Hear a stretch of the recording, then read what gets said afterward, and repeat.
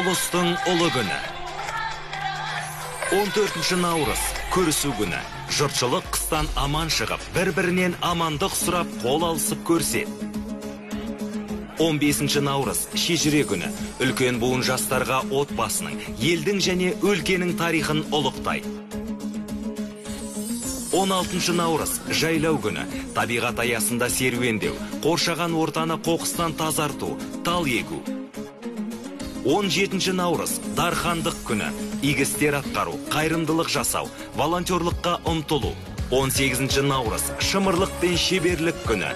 Ұлттық ойындар ойнатылып, қол өнер шеберлікке дәріптеу. 19 наурыз зияткерлік күні. Балалардың ақыл ойын дамытуға арналған және білімге құштарлығын оятатын шаралар ұйымдастырылады. 20 наурыз жоралғы күні. Отбасылық дәстүрлер мен әдеттер ғұрыптар насихатталады. 21 наурыз ұлттық тағамдар күні. Ұлттық ас мәзірін насихаттау. 22 наурыз бұқара күні. Наурыз мерекесін ағаймен бірге атап өту күні. Көктемгі күн мен түннің теңесу күні. Жаңа өмірдің басталуы және жаңару мерекесі.